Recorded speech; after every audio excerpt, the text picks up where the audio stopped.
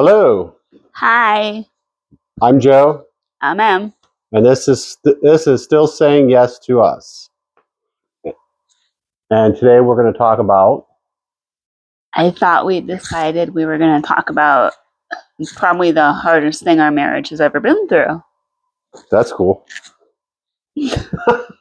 Anyway, There's the dark humor, yes, Gen X. Gen X dark humor. I think it's a good reason to talk about it. Monday, no, it was Tuesday, December 2nd this year, was the birth date of our only daughter, who was born still. So she never got to be with us. And we, as a unit, we as a family survived that. And then we had our youngest child, our son. So it's not that I guess we want to talk about what we did to survive through that, or how. Well, I guess the first thing is, when did it happen? It was December 2nd, 2008. It was in December. December Yeah, 2nd, 2008. I don't remember being cold out, but that doesn't mean anything. Yeah, in Ohio. It could have been a little warm. Yes. No, I remember being in the. We went in for an amniocentesis. Yeah. They did a scan and blood work when I was 12 weeks pregnant with her, and they determined that she had a 1 in 50 chance of having Down syndrome and the complications that come from that. So they wanted us to do the amnio so they could confidently rule in or rule out anything ahead of time, and so we could have specialists lined up to help as needed in the birth process. That was like in the afternoon, wasn't the appointment? Late morning. Oh, so it was morning. Late morning. Because it was a whole day. The appointment turned into a no. The appointment was on the 1st. Oh. She passed away on the 2nd. Wow, that's not good. That's not good. Like, you weren't there? Yeah, I was there. I was there. Sorry, just for me, it's like, wait, like you weren't there? Well, no, unfortunately, I don't remember all of it.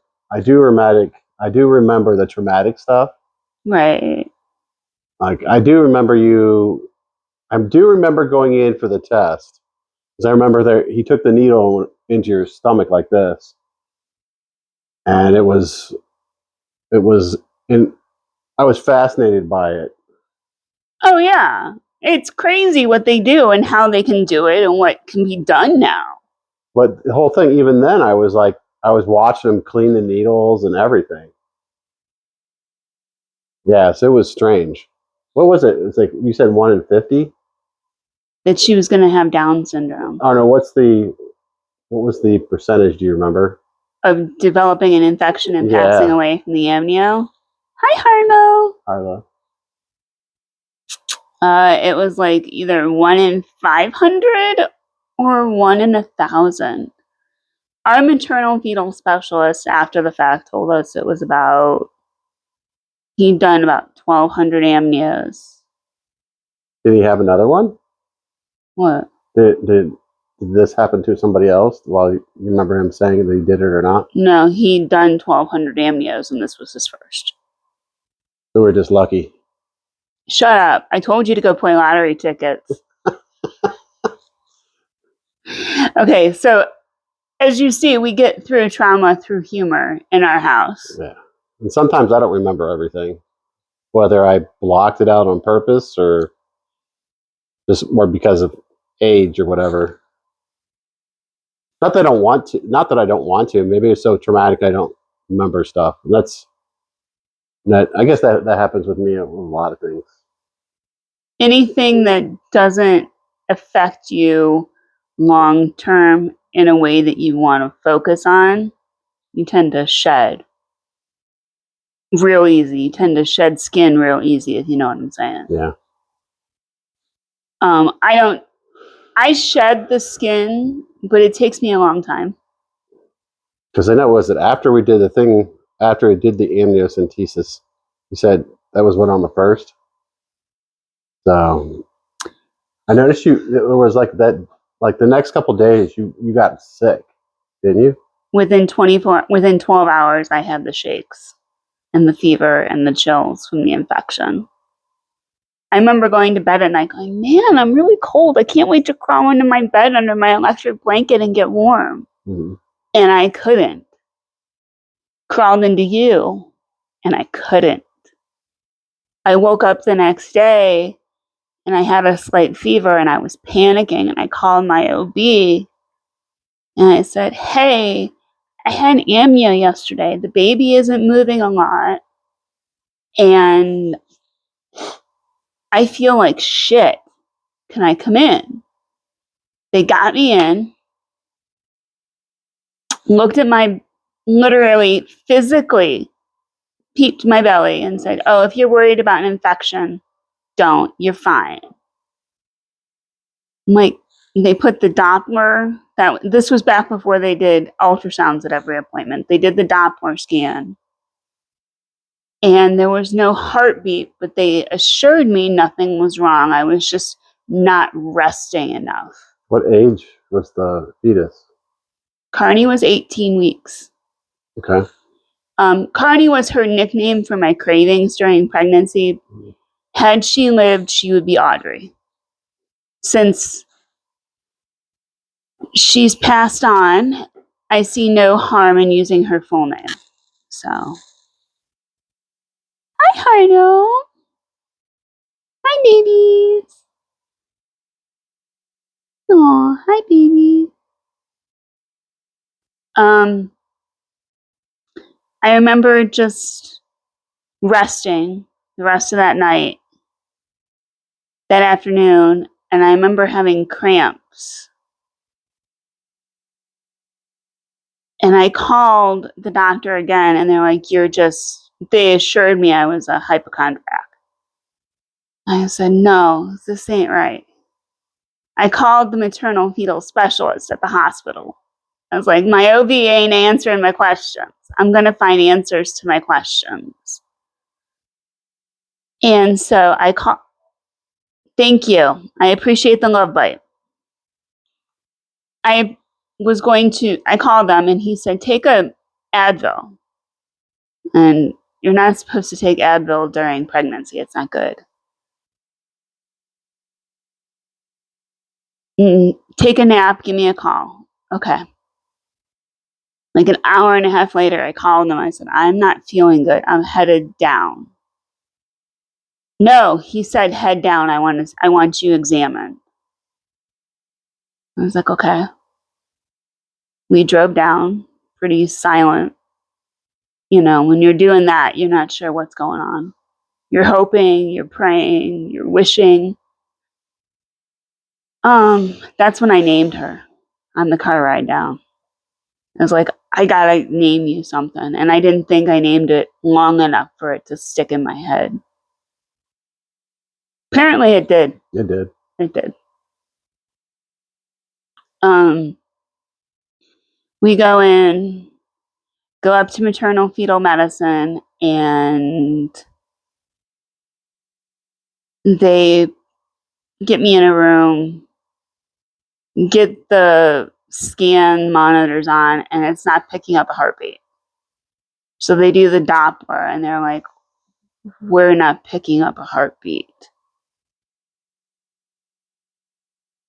And I remember asking, what does that mean? And they're like, we got to do an ultrasound. We're going to do it really quickly. I need you to just stay calm.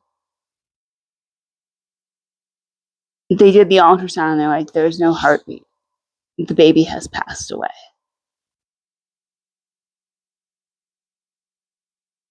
I remember just this utter disbelief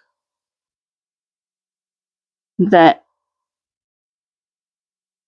my daughter was not going to come home with me. it became very real as the night wore on because I was in labor. I didn't feel good because I was in labor.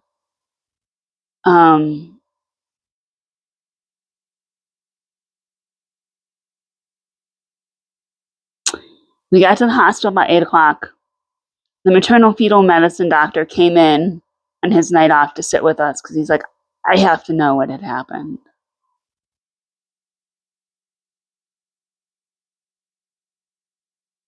I labored until about 11:30. She was born about 10 to midnight.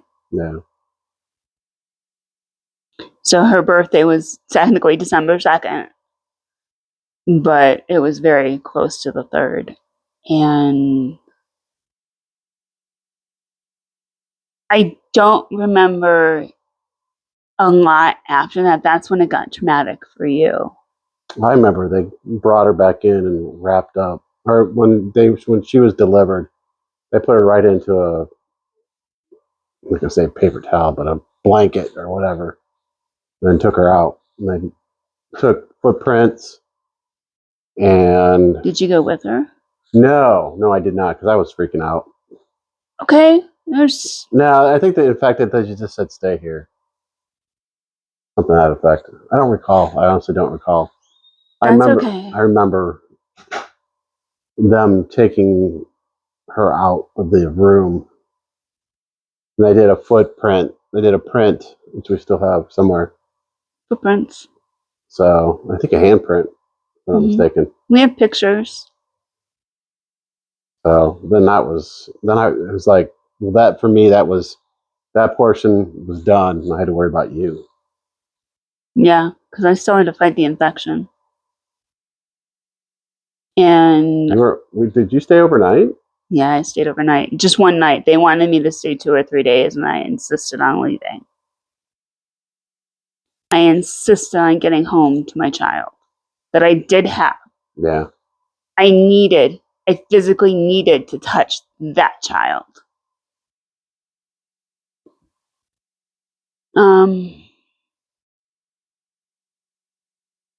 But the thing of it is,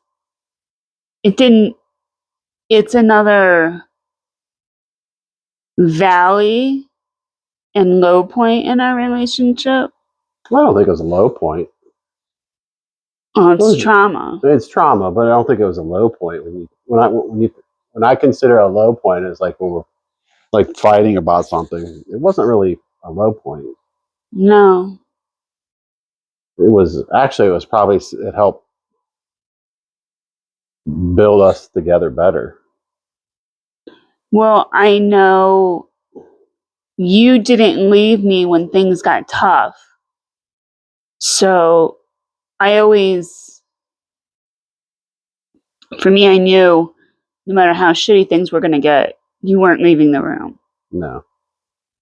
Because you stayed with me. And I remember as I woke up umpteen times that night, I slept in 15, 20-minute spurts. And then I'd wake up and think it was all a big fucking nightmare. And then I realized it was reality. I'd look over at you and I'd ask you, and you'd be like, yeah.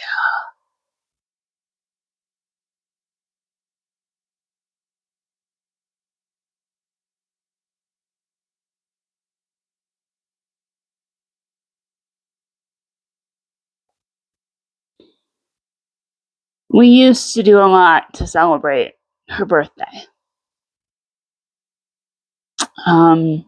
We used to do a tree with angels on it and a nativity scene and just angels and white doves.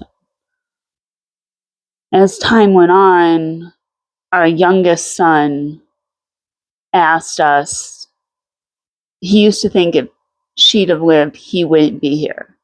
So it became more important to me, more important to Joe. Yeah, that we honor. Not really stopped celebrating, but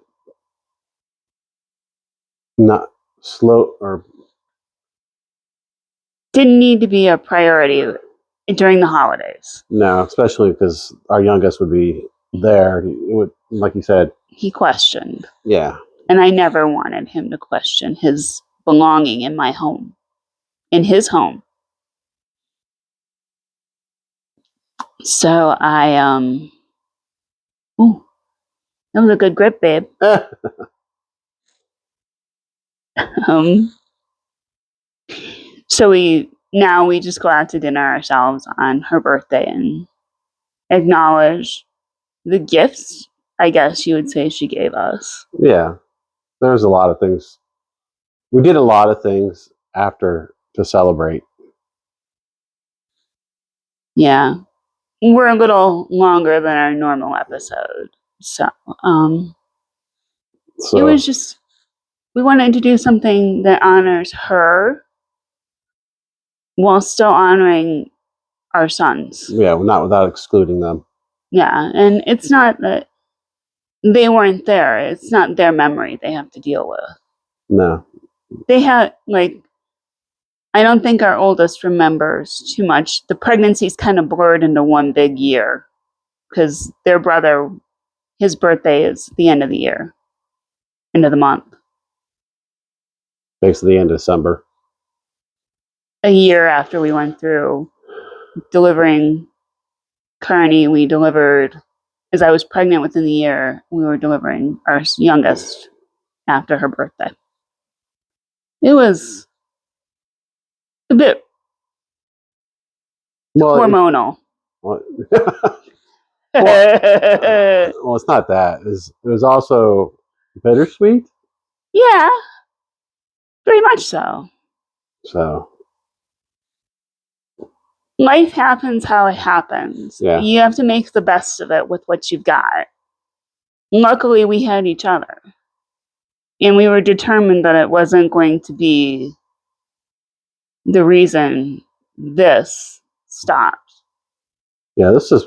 Yeah, I don't understand how people who have,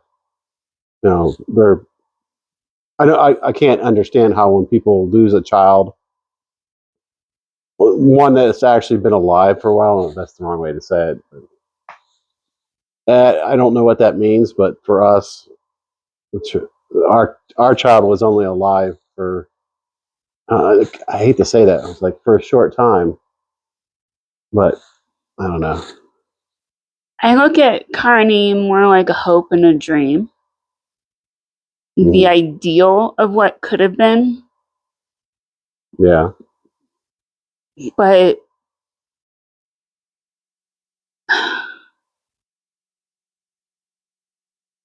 and our youngest wasn't a replacement. No, absolutely not. Each child, I think by remembering her, we honor our youngest even more because it's like, look, you are here because we wanted you. All of our children have been wonderfully and purposefully created. But that doesn't mean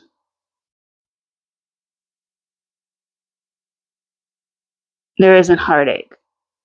I think of Kearney as an angel. That's the only way I can think of her. She will always be in my head as an ethereal being. Mm-hmm.